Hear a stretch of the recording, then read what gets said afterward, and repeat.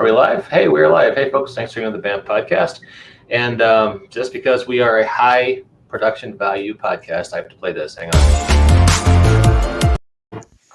You know that we're a top tier podcast. We have intro music and a video. So we are here for our Monday lunchtime beat 'em up. Let's go. Starting beneath me is Thomas Reinhardt, aka Jason Sunday, one of our regular players here. Thanks for joining us, Jason. Yeah, thanks for having me. Appreciate you spotting that that commando beard for the game. Right? Yeah. I get in the character. How? I said I gotta get it in the character. Yeah, I understand. Right next to Mr. Sunday is Abe Smith across the pond. How you doing, Abe? Doing good, thank you. All right. And above Abe in the Brady Bunch grid is Walter Billiard, who is our GM, aka Controller Ops. Because today we will be playing White Lies. Can you tell us a little bit about White Lies? Well, sure. So White Lies was from Bill Logan's game studio. It did a lot of things right. First of all, they based this on the old white box. This is about as easy as it gets. It's kind of like a D20 toolkit. You can either add or subtract things as needed. But he really got the style and feel of the genre correct. One of the things is the art. The art is all done in silhouette. It's mostly two color, like black and red, with some white outlining. It's very kinetic, so you can tell he used a lot of art from a lot of different places, and really got the feel of what this thing. Yeah, there it is. You know, I mean, that's another thing that was really done very, very well. You also got the actual classes. You know, classic tropes from things like Mission Impossible, James Bond, stuff like that. Everything from the confiscator, the person sent in to relieve people of their items, to the eliminator, which is just a straight up enforcer, license to kill kind of stuff.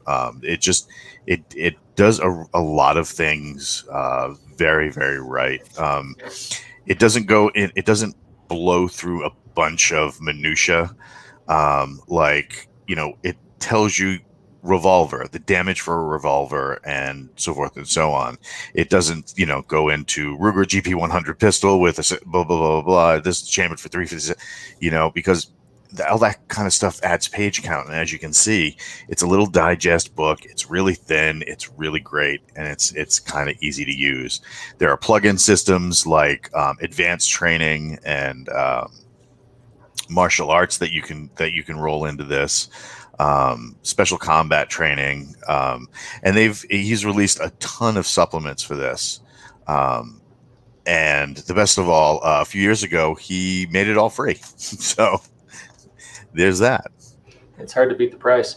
I understand there was never a plan to call it Jason Statham, the RPG. That was just a rumor. That's not true. So, well, I mean, you got to be careful because agents and lawyers get easily offended. Yeah, this is true.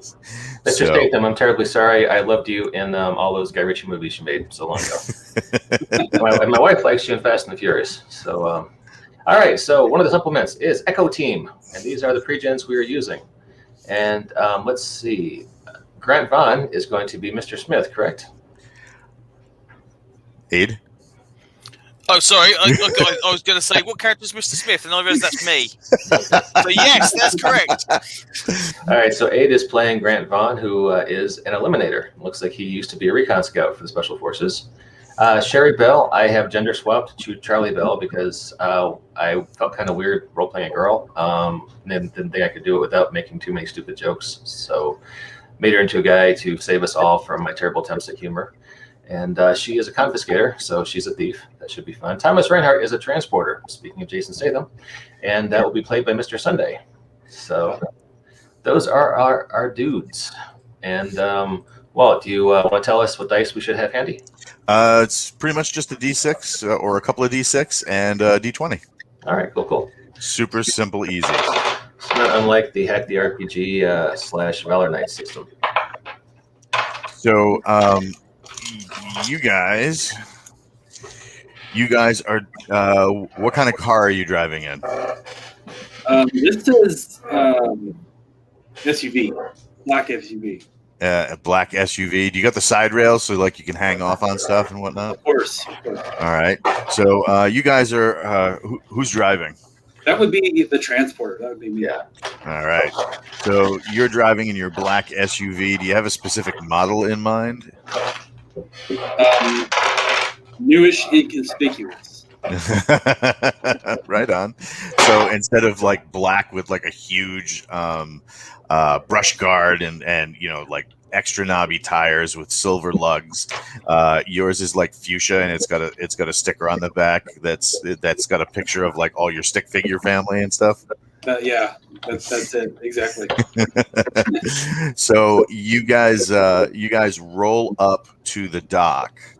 And the Sanguine Queen is moored there. It is a huge pleasure boat, kind of like like a Carnival Cruise Line or something like that. But over the last few days, they have said that they are going to be hosting a major entertainer, and I'm getting feedback from somebody. But they said that they were going to be hosting a major entertainer and also having one of the biggest pots in competitive poker in their newly reconditioned and newly reminted casino room. So you guys pull up. There's a valet that walks up and knocks on the door to relieve you of your vehicle. Yeah, there it is. There we go. He says, "Sir, your keys, please." I roll it down, the window down. How's it going? I toss him the keys as I start to get out and say, "Don't scratch the paint, okay?" No, wouldn't want to do anything to those stickers. He says, "Here you go, sir," and he hands you what looks like a key fob. Okay. And he says, when you're ready to recover your vehicle, just press the fob. Within 5 minutes, we'll have that for you, sir. Thank you.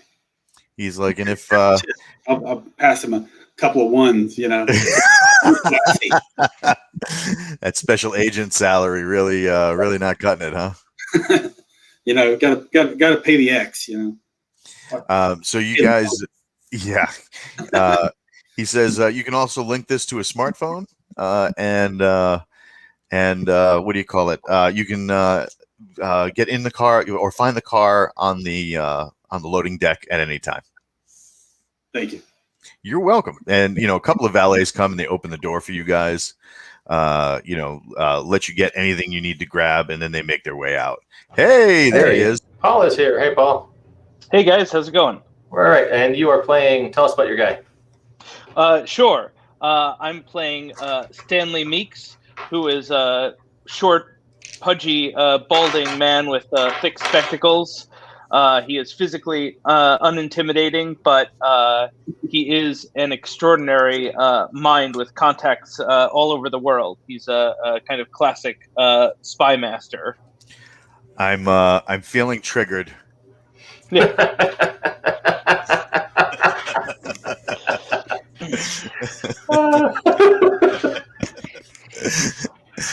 All right, cool. So we are. What's the DM? I'll let him say where we are. Yeah. Yep. So you could have go ahead, Mike. I caught a mid-drink. So you guys have gone. You guys have gone onto the Sanguine, which is a huge cruise ship. It's like a giant Carnival Cruise Line thing. They're going to be hosting a major entertainer tonight, and one of the biggest pots in casino gambling in a long, long time. You guys have just cleared the valet and are starting to go up the ramp toward the ship. There are people in all their nicest finery. Everybody is pretty much dressed in tuxedos and nice suits, evening wear. There's a couple of you recognize from some of the latest streams. There's a couple of internet famous rappers with tons of weird stuff hanging off of them, and their pants riding right around their knees. You have a bunch of people who are like movie stars and politicians, and this looks like a pretty loaded and packed crowd. As you guys start making your way up the ramp, you guys have micro earbuds in the form of a kind of like a little sticker, and the sticker was placed behind your ear, and it acts as both a bone conduction and bone induction mic, so that you can both speak and hear through the little sticker with a coded frequency hop signal that pretty much can't be hacked. The Overlook Hotel. Yeah, we don't want to go there.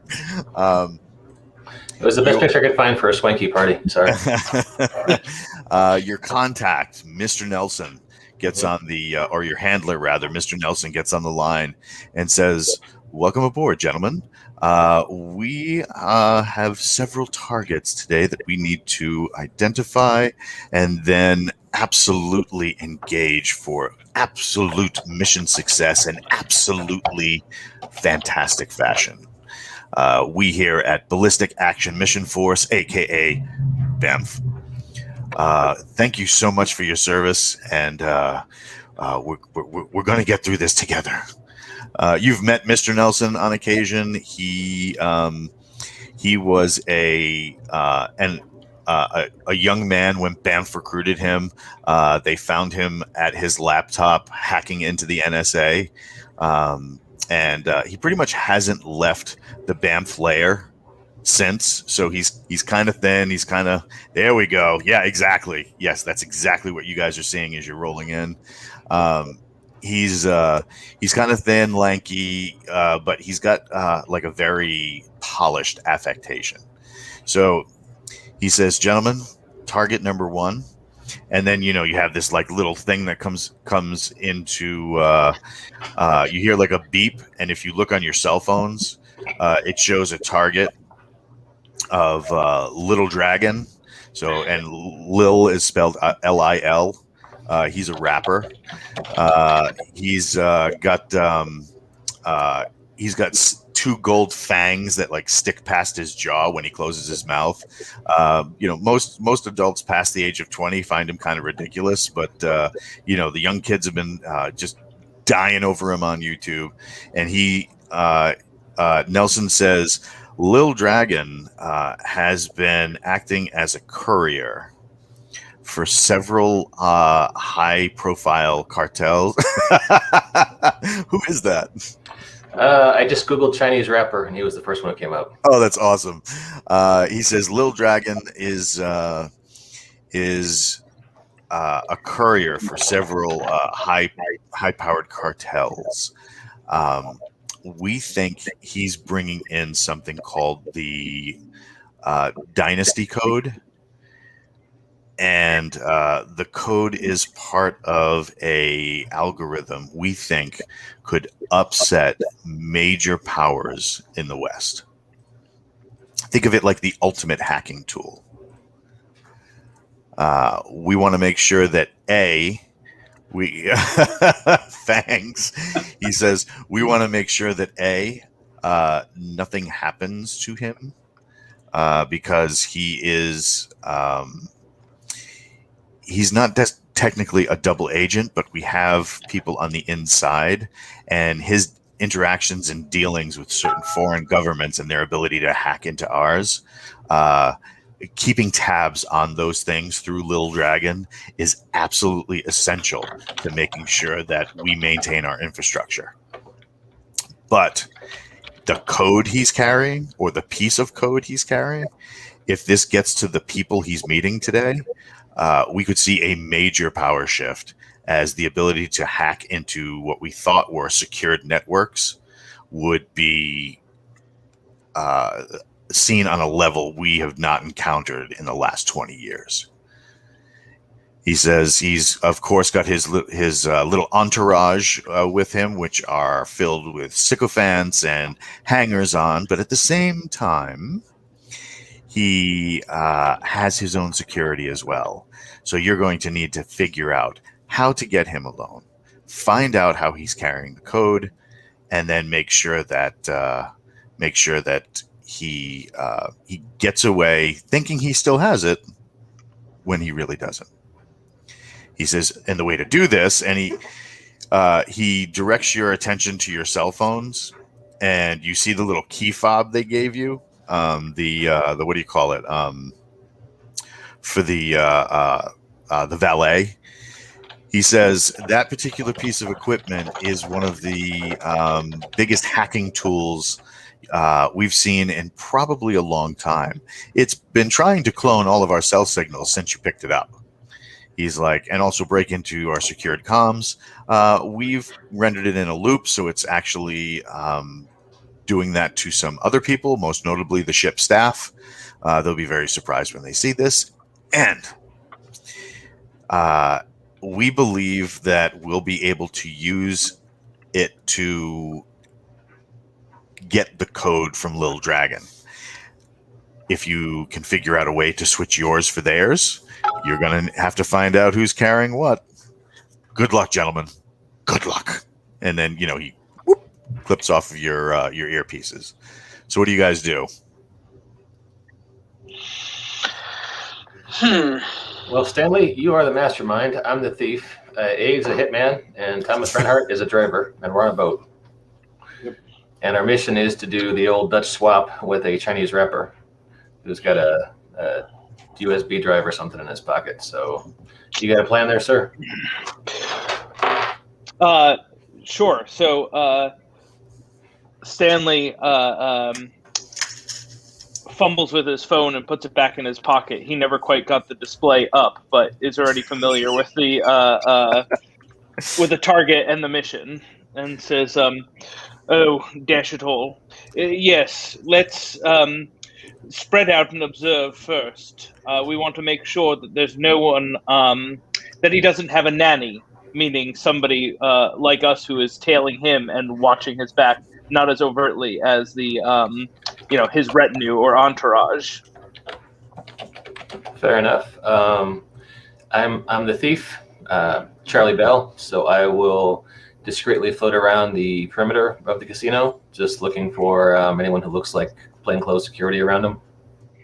And I'll radio back if I find anything. Do I need to make a roll or? If you make if you want to make a roll, you definitely see there's a couple of like armed security just rolling around that are members of the ship's crew. You can definitely tell they're armed, but with what, you don't know, because it's under like suit jackets and stuff like that. Way off in the distance, you see Lil Dragon, and he's at the craps table. He's got a small crowd around him, mostly like young kids who are basically just old enough to get into this place. And then, of course, his entourage. Give me a wisdom check. So your wisdom score or below on a D20. Okay. Is that for everybody? Yeah, if you want. Okay, Totally up to you. Sure. All right. My wisdom score is a 11. I rolled a 5. All right. You see kind of like in the crowd, he's got a young woman with him, but kind of not with him. She's standing off to the side, and she's she's got like poker straight black hair set behind her ears. She's wearing sunglasses, and she's wearing what looks like those jawbone Bluetooth speakers. So she's got like a little ring around her neck with a wire going into her ear. But every once in a while, the thing that's crazy is the crowd is all into Lil Dragon, and he's playing it up for the crowd. He's like throwing off like improv beats here and there, and he's flicking his finger off and yelling, and the crowd's into it. She's standing totally still. And she's not looking at anything. She kind of seems like she's staring off into space. So with her dark glasses on, either she's blind or she might be looking at feeds in the glasses. Really hard to tell. But you can see that she's carrying like a small clutch purse. And the way she's holding the purse is kind of strange. So once again, this is our White Lies book, which will be serving the as the role of a clutch purse. So she's kind of holding it like this, but kind of like mid chest. Oh, yep. So like this, but she's holding it like mid chest, kind of as if she had something valuable in there. But it's the way she's kind of holding it. She's holding it with two hands this way, but like one of the hands is just like off, and it's weird. The posture. Aid, you're the hitman, right? That's me. Yep. Yeah. So, Aid, you notice that the way she's holding her this side of the clutch purse is kind of the way you would hold a firearm if you're not ready to shoot it yet. Okay. Her hand has that posture of being outside the trigger guard. So, but yeah, she definitely stands out from the rest of the crowd. But that's the only one you see so far. Thomas will kind of mingle around Little Dragon, kind of that kind of area. He understands Mandarin, so he's kind of listening for clues. Yeah, I guess you could do you could do her. Ming Na is just an awesome. She's one of my celebrity crushes. She's just so awesome. I love anytime she's on screen. So, but yeah, she's standing there, and like I said, she's not moving. It's kind of weird how like straight she's standing. And you're moving throughout the crowd, Jason. Yeah. Are you doing anything? I'm just kind of look like I'm kind of mingling, with a couple people. How's your day? How's it going? Great party, kind of thing. But kind of at the corner of my eye, kind of watching her and listening for any kind of information that I can gather using Mandarin. They're mostly speaking English. Okay. Which is a little bit I don't helpful. speak that. You don't speak English? So they, as you're approaching, most of the people are speaking English. They're talking about how cool Little Dragon is and so forth and so on. But then you catch some Chinese off to the side. And it's two people who are like, you can almost kind of feel they're talking in code, because what they're saying doesn't make sense. They're talking about making they're talking about like making soup, and the different ingredients seduce the bodyguard. Absolutely. So the ingredients don't make any sense. Okay. But they still, they're framing everything in the term of a recipe. They look like a couple of people that are with Lil Dragon, but they're slightly off to the side, and they're, even though they're pointing and stuff like that, they're still having a conversation one-on-one. It's a man and a woman, and they keep talking about making this soup. All right. Well, I'll relay that to my my team, and I'll take Mr. Blackman's advice, grab a second drink, and head over to her and say, "Well, hello." She turns slightly and then turns back to what she's doing and just nods. Would you like a drink? When she does speak, her accent is very, very cultured. Maybe she grew up someplace like London or something like that. She says, "No, thank you, but I appreciate your consideration." Well, very well. Are you here alone? Or? She's like, aren't we all? Well, I suppose we are. Well, then how's business? She says, that is business. And she points to Little Dragon, and you can almost detect a hint of a snarl on her. But she's wearing, Shadow the Illustrator says, she's onto you, run. Right. She says, but, driving around little twits pays the bills. So cheers to that, and down the drink. So, Kind of toss it overboard, and then I have the other one. Mike, were you going to say something? Just got a private chat from Stanley Meeks, aka Paul, saying he'd like to do a deduction roll to see if he can figure out what their soup is. Please, absolutely. Cool. So I get a +1 to this because I'm an investigator, I believe. And Yes. What am I am I rolling a d20 and trying to get below, or? Yes, I believe so. Does this work? Okay. Cool. No problem. So got my dice roller here, and okay, so that's a 7. So that is well below my intelligence or wisdom. Yes. Yeah. So the soup they're talking about is turtle soup, Mhm, but mhm. the ingredients don't kind of match. They start talking about like high-grade plastics and monofilament fiber optic wires. Obviously, mock turtle soup. Then, if they're trying to actually make it. So yeah,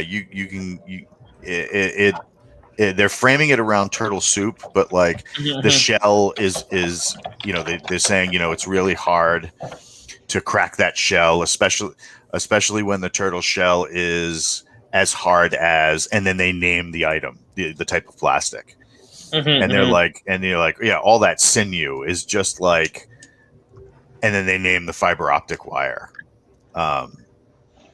Then they say the biggest problem is getting through once they withdraw to pull in its feet and its head. It's as hard as getting into an encrypted network, and then they start naming different types of networks. So they're using metaphor to frame their conversation around this turtle soup. But they're definitely talking about breaking into some sort of secured network. Okay, so and are they like standing with Little Dragon, or they're They're off part away of, from him? yeah, they're a part of the crowd, but they're not technically with him. They're standing right there, but they're not particularly a part of his entourage. They seem like they're more concerned with each other than they are with what he's got going on. Cool. Then, Stanley's going to take his drink and kind of stand across the table from them, kind of a ways away, and just keep his eye on them. And he'll say to Charlie through the earpiece, I'm not quite sure if they're after the same thing as us, or whether they're under the belief that they've already got it. What is your sense of being able to extricate the package? To you, Charlie. Oh, That's you, Mike. So how do you do you think you can get in there and make the switcheroo, or? If let's do a vanilla pass first. That doesn't work, we can pull a fire alarm and try to get it from him in the crowd. So let's give it a shot. What should I roll for the first pocket pick attempt, Walt? Let's see. You are. Get your nose out of there. You're the confiscator, yes? I am the confiscator.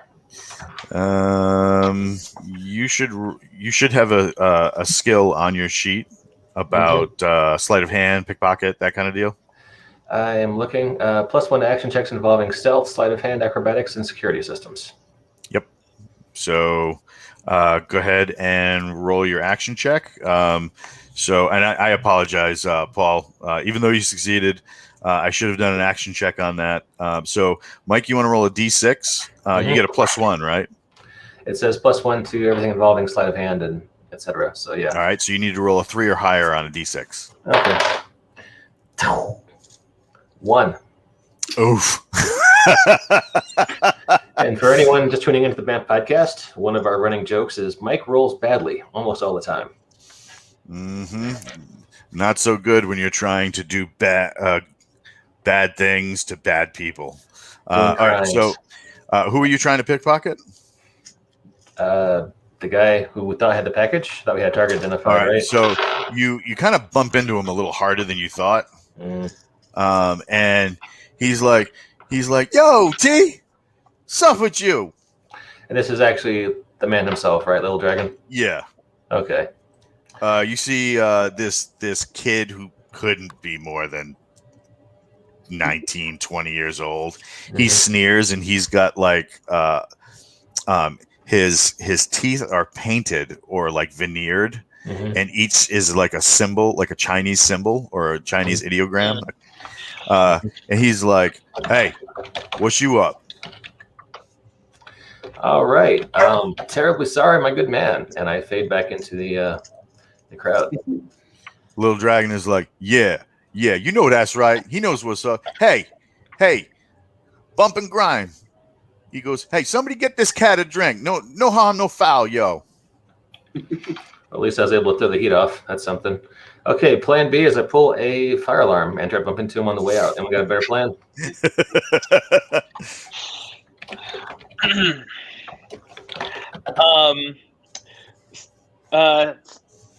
Are we definitely sure this guy's carrying this thing, or is it elsewhere? You're pretty sure that Nelson, your controller, he the intel he has says that he's got the algorithm on him, He's actually or the carrying piece of it, but he doesn't know what he's carrying it in. And he was thinking, because he's hacked your key fob, if you pulled a switch, he might be able to download the piece, corrupt the one he's carrying, and then get you guys out of there. Okay, I'm going to take a look around and see if there's any doors that are private or security-only doors that are actually just off to the side. See if there's anything else. To see if there's anything that possibly could be housing like bigger computer systems or something. There are a couple of entrances and exits that are. They have little signs on them that say "ship staff only." Okay, well, I'll stand near to them or across from them and kind of just try and get a peeking every time anyone passes through, just to see in the immediate vicinity what's actually in there. One is like service entrance for like kitchen and changing and like drink orders and stuff like that. Eventually you get to one and it looks like the guys who are in the nice suits that are packing some sort of weapon. They keep going in and out of there. Okay, so what's our lethality quota here? What are we supposed to take people out quietly if we need to, or we just bullets fly if need be? Well, if the mission depends on it and you need to smoke a dude, light him up. But if you can maintain cover and concealment, then do that. Because my endless years of Hitman gameplay seems to suggest I need to get in there and bash a waiter over the head and nick his uniform, I'm afraid. So that seems to be the thing to do. All right, so you're gonna try and steal a waiter's uniform? I'm gonna try and get in there and kind of monitor the situation while this is all going on with everybody else. Just try and monitor the situation and try and gauge how many people are inside that doorway. And when I think the numbers are pretty damn low, I will try and just pop myself in there and donk someone on the head. Are you wearing like a tuxedo or anything like that, or are you wearing a suit? I'm just wearing a plain grey suit. Okay, all right. So you roll in there. You're you kind of slide along the hall during the lull, so there's not a lot of people. You go, you make a slight turn, and there is, kitchen staff. There's a metal tiered table where people are like running in and taking orders and running back out in different directions. As you round that corner, there's a guy that's kind of like in a nook, and it looks like he's like texting somebody and not really paying attention. And you're just about to throw this dude in a rear naked choke and put him out, and you realize this is kind of like a service closet, and there are tons of waiter style jackets right there. Okay. So you can either put him out and take his, or you can grab one of the ones that are right there. Would there be anywhere I could conceal him if I knocked him unconscious? Oh yeah, you could stuff him deeper in the closet. Okay, I'll do that then. I'll just crack his head against the wall. All right, make an attack roll. Okay, so we're talking normal D20s here, yeah? Yep, normal D20. This is just like D&D with the numbers filed off. And he rolls a 20. Yeah, oh, really? Yeah. Oh my goodness! Do me a favor. I have this great table that I love using. Give me a percentage roll. A percentage roll. Oh dear, now you're talking.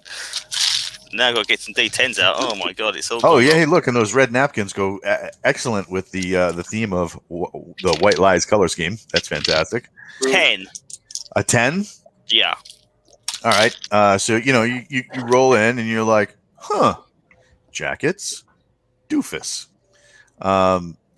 You reach over, grab the cell phone. And as he turns around with that look like, hey, what are you take the cell phone, press it against his cheek, and smash him into the side of the wall. Okay. You hear a crunch because he kind of turned away to put his hands up to stop him, and you break his nose. Okay. He slides down that section of the wall, leaving like a snail trail of blood on the way down. Do you leave the aforementioned trail there on the wall and then duck him, or if there's something I can hang over it or prop against it, I'll do that because it's probably better to do that than try and create a big bloody smudge. So yes. Yeah. Yep, absolutely. So you kind of grab one of the coat stands and put that in front of it, and you drag him deeper in. Do you take his coat or do you take one of the fresh ones? If he's the right size, I'll take his. If not, I'll just take whatever's suitably sizable. All right. Where do you go from here? I will go into the main kitchen, and hopefully it's busy enough that I can pick something up and start making my way around without being noticed. Okay. Give me a wisdom check. Now, my intellect and wisdom are not the best. So you want to get underneath the wisdom score. Okay, I got a 4. I have a wisdom of 9. So actually, yeah. So you weave your way in and out of there.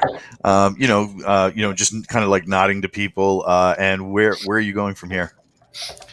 If I can get to anywhere that looks more secure, probably that direction, and just kind of make my way down the back corridors, carrying stuff, and looking like someone's either ordered it or has requested something from these entourage or whoever is hangers on from there. So you trying to find your way to a private room, or are you trying to find your way to a security office?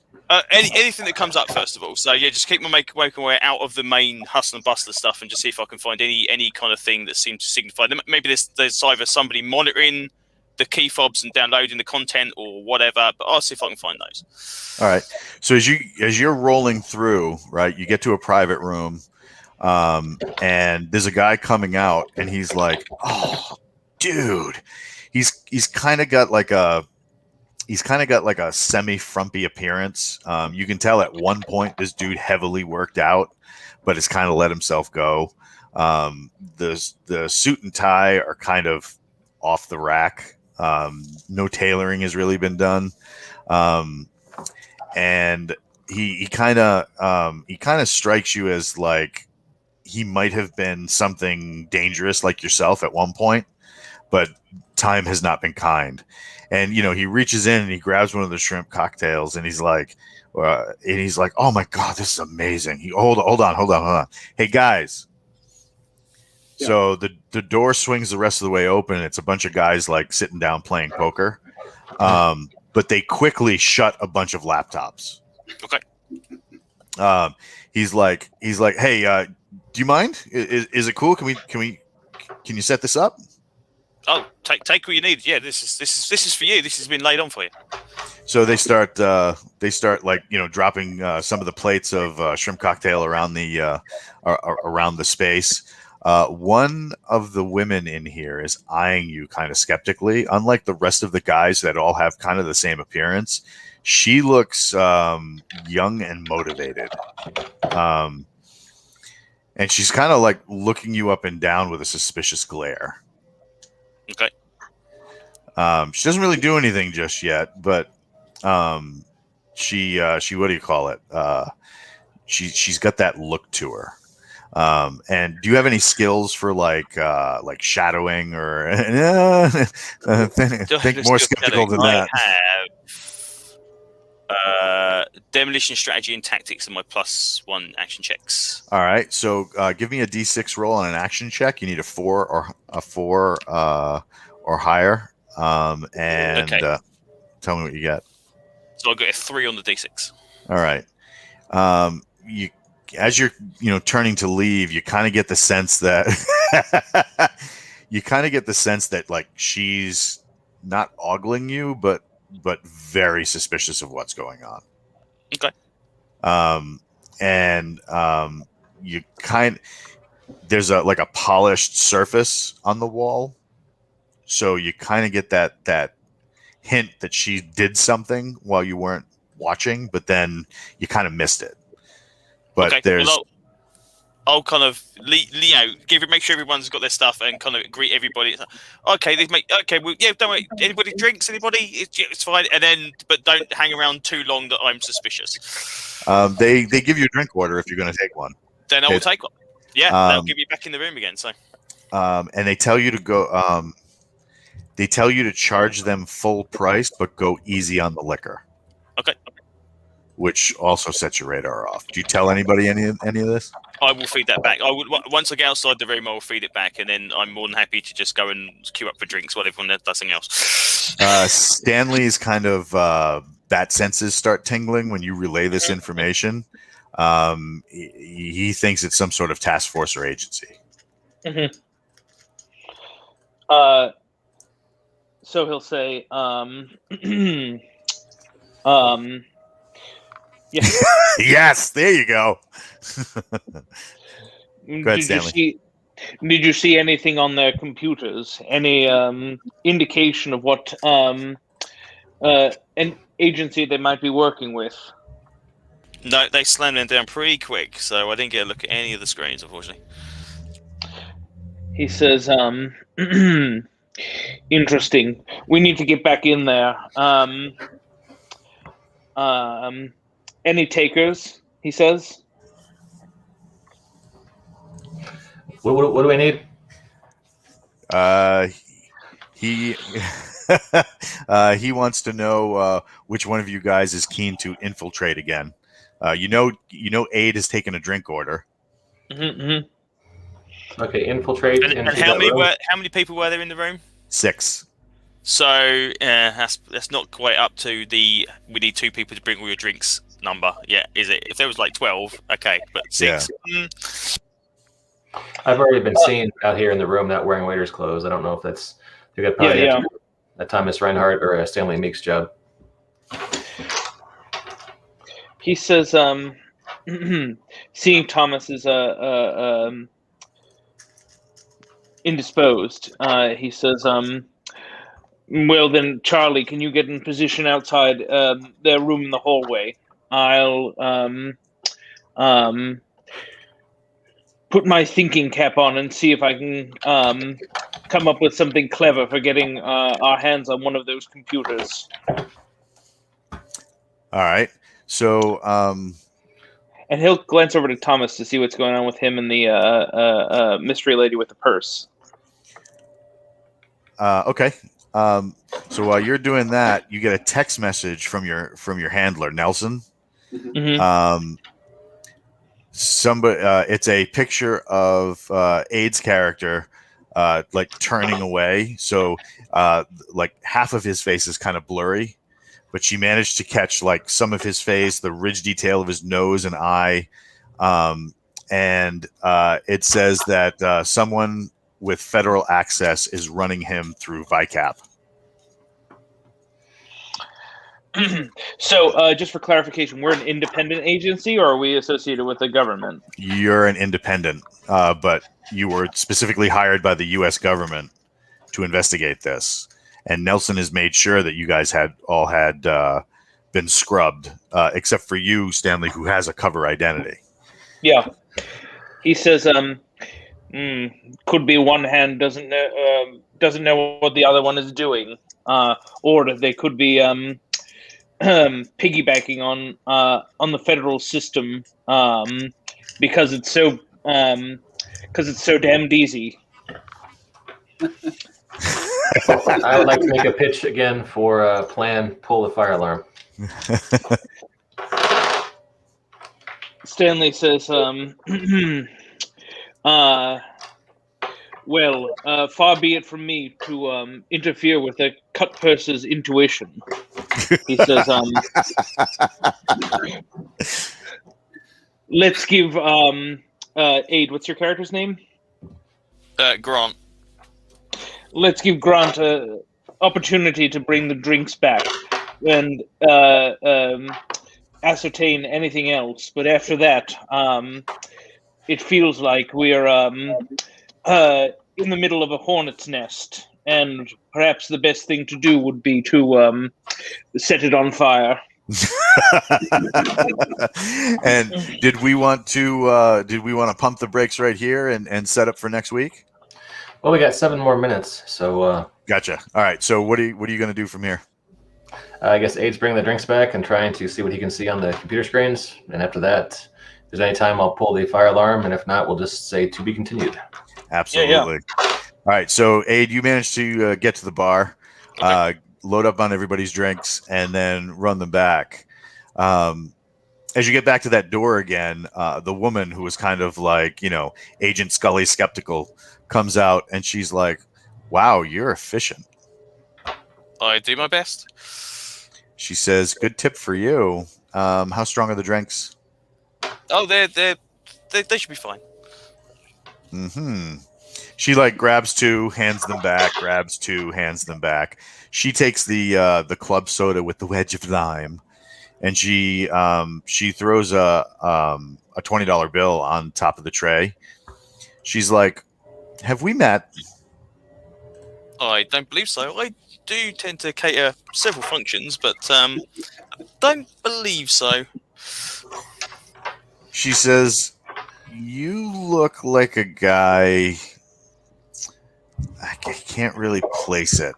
Do you work in the States a lot? Quite a lot, yeah. Yep. She says, this is probably the biggest thing I've done in the last couple of years or so, but yeah. Gotcha. How about you hang around, and if we need something, you want to play some cards with us? I have someone else I need to go and fetch drinks for, but I can be right back in about 5 minutes. Oh, that is wonderful. She's like, make it shorter than that, and then she drops another 20 on the tray. Okay. And because we might need some food as well. Okay. I'll be right back. So as you're going back down the hallway, you hear, Danielle, why are you giving that guy shit? So you're moving back down the hallway, and the wheels in your brain start turning. You might have served with this girl's brother. Okay, right. Okay. So you remember a dude you served with in Kosovo on a little thing that didn't really get that advertised, and he had a sister who was going through the FBI academy. Okay. Dana? Danielle. Because we're not about shamelessly stealing, but we will definitely rub those numbers off. Yeah, these could be. These might be. Well, ex-FBI, FBI. I can tell you who, but I think I may know who this person is. All right. And you get back to your compatriots, or are you going back? You dropping I will off? kind of hang around the kitchen area and do stuff so I can be inside that door. I mean, if the people with the waiters' uniforms can make their way out that door without causing problems, I can make my way back into the hustle bustle area. If it's best to stay out the back, I will stay out the back and just kind of look busy. Right on. And so you wait a couple of minutes and then go back. I will wait. I will wait until I get instruction to do something first of all, because if I need to go back, I can apologise. If not, I don't want to be caught in the room and then we need to be somewhere else. So I will do stuff in the kitchen for now. So while you're doing that, you guys are out in the main room, and Lil Dragon is like, "No, no, no, that is the show." And then he takes a bunch of the chips and like spreads out the chips he's won to a bunch of different people.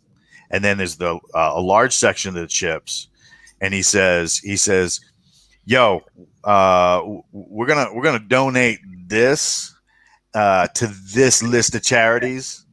And then the what do you call it? The pit boss comes up and takes the list. He goes, "I'm gonna need that. Verification code for tax purposes."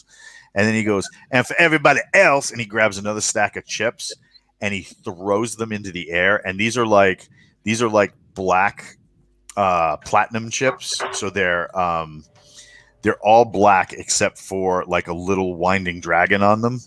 And they're very expensive. So each chip is probably worth $1,000. And he just throws them into the air, and then like people scatter to try and dive. And it's kind of, you've seen this kind of thing before in your line of work. This is a shell game or a hat trick. And people are swarming him, and you're starting to lose sight of your mark. And that's where we'll hold it here on the BAMF podcast in our lunchtime test drive. Mike, you want to take us out? Yeah, thanks everyone for checking us out today on our lunchtime beat 'em up, and we will catch you next time on the BAMF podcast.